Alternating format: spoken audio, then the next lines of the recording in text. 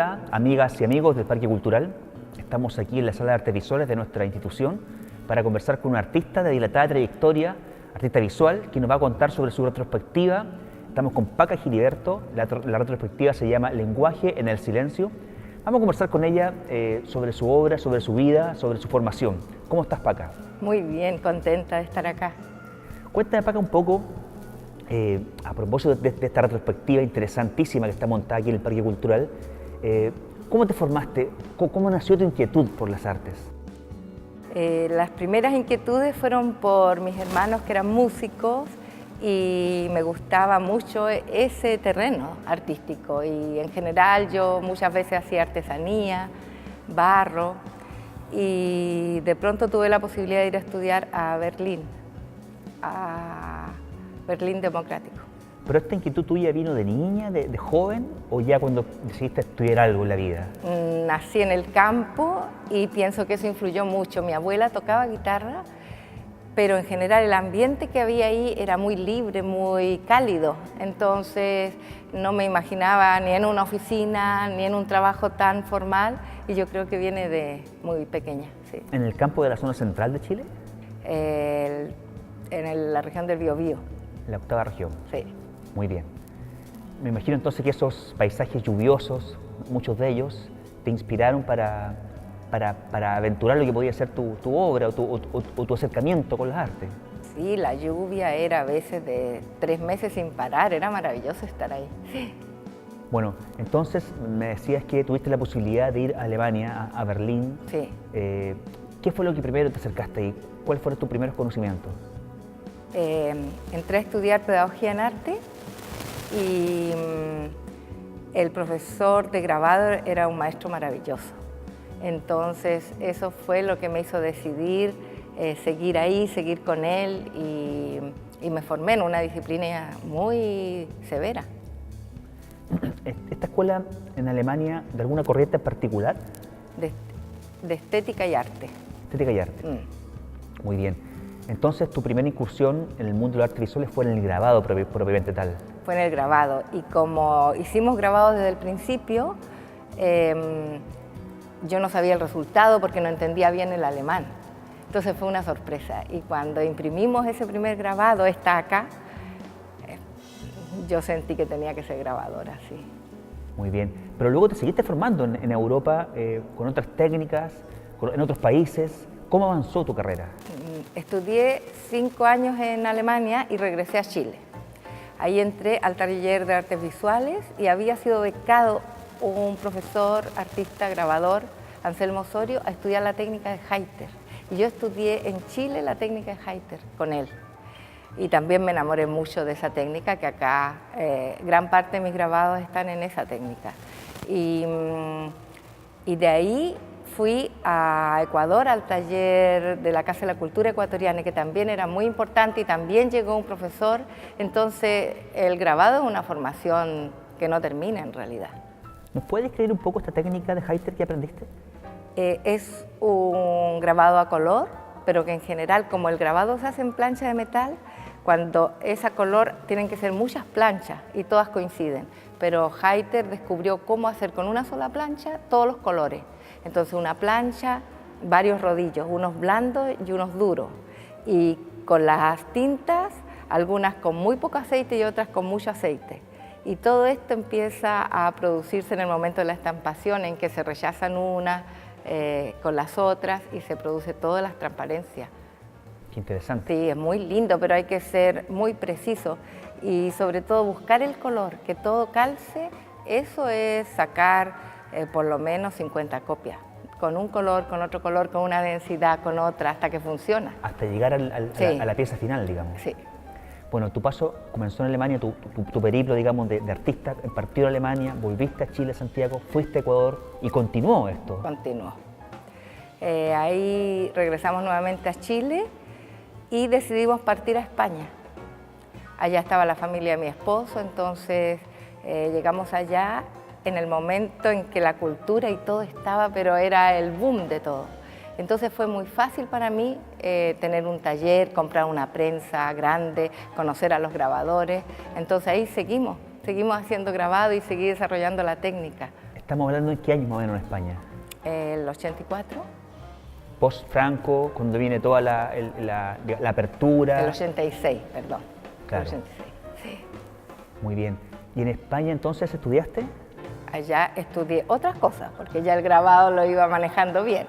Estudié fotografía en una academia estupenda, estudié caligrafía china y estudié otras cosas que no tenían tanto que ver, pero que sí ayudan mucho.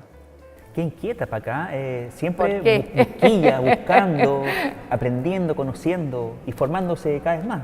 Sí, la verdad es que es muy bonito, sí.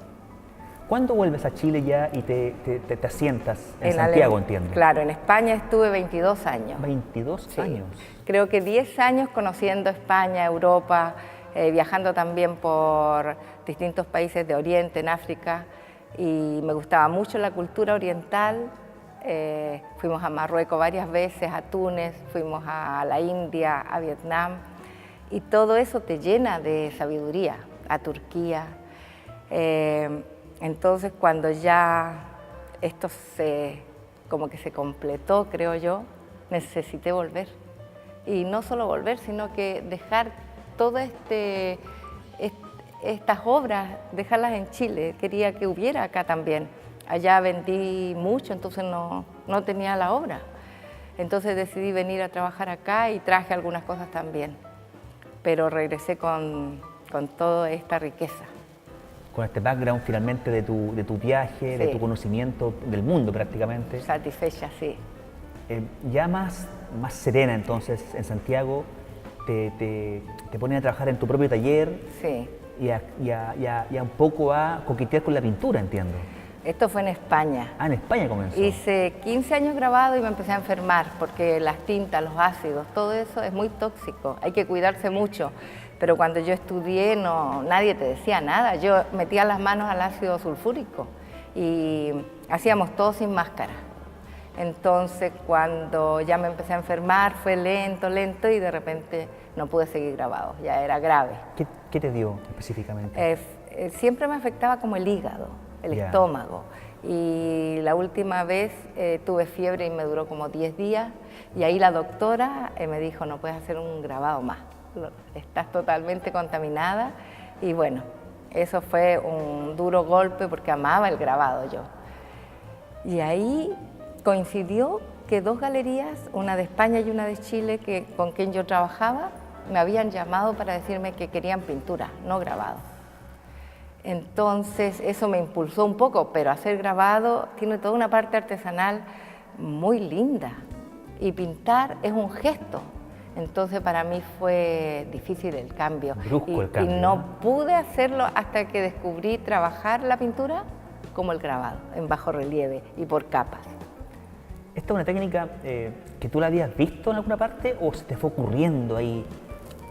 Fue ocurriendo porque es la forma como trabajaba yo los grabados, era una capa, otra capa, meter al ácido, sacar, cubrir, entonces no fue tan difícil que se me ocurriera pintar una capa de óleo, pintar otra encima y otra encima, y ir descubriendo en esas capas y lijando a la vez todo lo que iba ocurriendo en el cuadro, que además tenía yo como una necesidad de que los cuadros estuvieran en movimiento, que fuera como la vida misma, que no fuera algo que yo hacía, sino que el cuadro tuviera su propia vida. Y allí, mientras trabajas un cuadro en capa tras capa, empieza ahí a emerger la obra como tal. Tú no tienes una idea preconcebida. No, tengo a veces algo, pero que se va alejando entre las capas, claro. Pero entonces lo que tengo que hacer es trabajar 5 cuadros a la vez, porque el óleo tarda en secar. Entonces estoy con 1, 2, 3 días, a veces si no se puede seguir, tengo que esperar que se seque ese para seguir y tomo otro. Y eso me gusta, me encanta. Guardando las proporciones, porque son técnicas muy distintas, de la acuarela, por ejemplo, porque yo he hablado con algunos acuarelistas y ellos también pintan y de pronto en unos 20 minutos, media hora, emerge, aflora el cuadro, que no estaba tampoco pensado de antemano, sino que se seca la tela y aflora el cuadro. Lo tuyo es como parecido, pero es más largo en el tiempo solamente. Eso, no puedo trabajar rápido, creo. Tengo que buscar y buscar y buscar. Sí. Paca, estamos aquí en nuestra sala de artes visuales con un extracto, pero que da cuenta de toda tu obra, ¿cierto? De Sí. comienzo a fin. Tú nos comentabas que está tu primer grabado, Sí. que hiciste en Alemania, aquí en la sala del Parque Cultural. Cuéntanos un poco esta trayectoria de tu obra, ¿con qué nos encontramos en esta sala? La verdad es que está primero los grabados en blanco y negro, que los hice la mayoría en Alemania, después en Chile y en Ecuador. Eso es agua fuerte y agua tinta, como se estudia el grabado en metal. Y después, cuando regresé a Chile, desarrollé la técnica de Heiter, hice algunos grabados acá, pero la madurez fue en Madrid. Están unos 30 grabados con esta técnica. Y regresé a Chile con otro lenguaje en la pintura incluso. Entonces acá empecé a desarrollar todo esto que me imagino tiene que ver con el paisaje, con el aire que hay acá, con el espacio, porque en Europa está todo bien apretado. Y salvé algunos cuadros que fueron del viaje a la India, del viaje a Marruecos, y los traje también.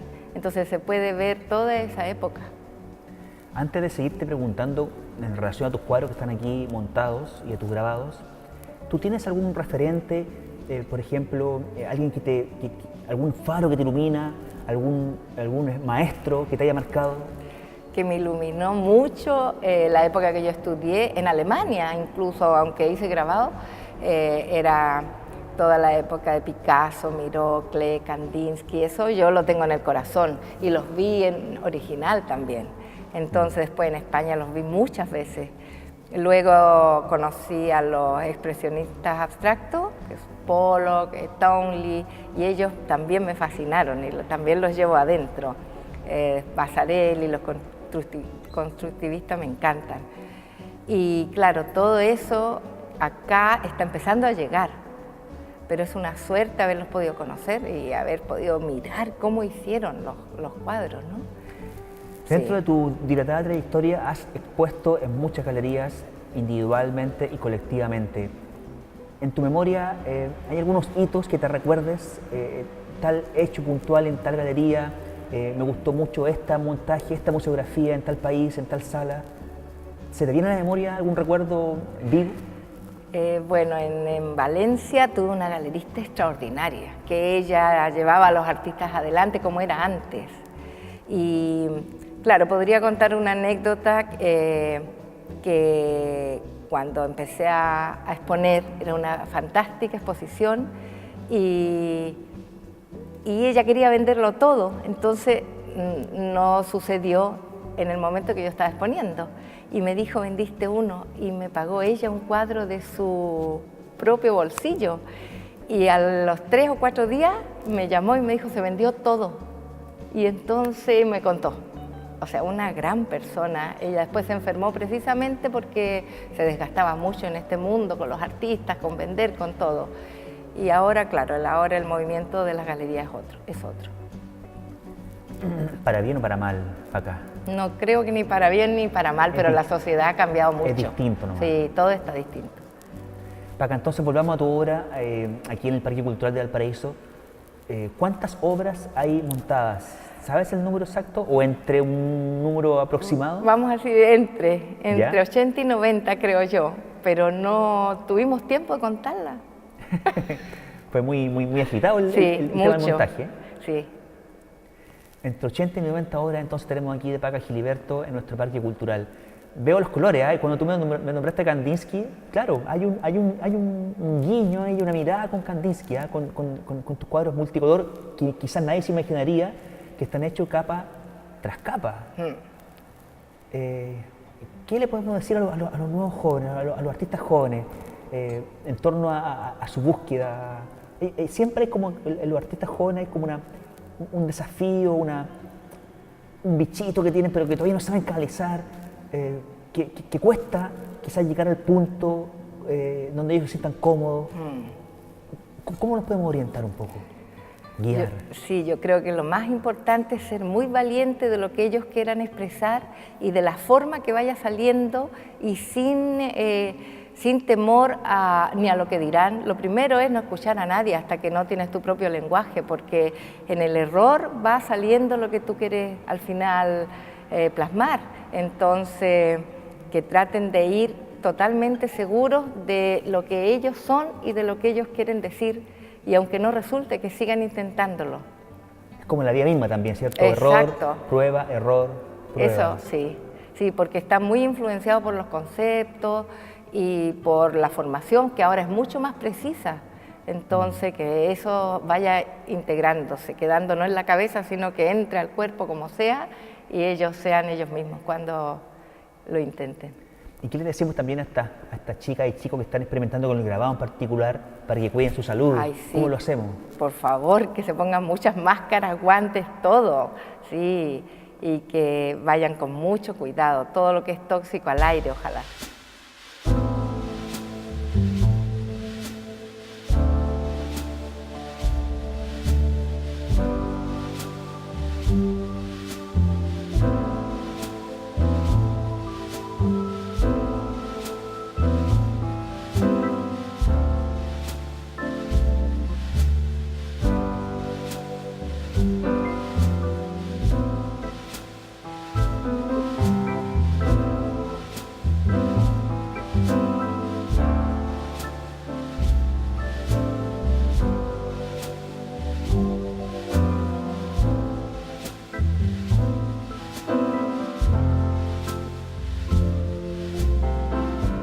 Bueno, creo que estar exponiendo aquí para mí es como un premio, porque son tantos los artistas y tan valiosos que quieren exponer acá, y que haya sucedido para mí es una gran alegría.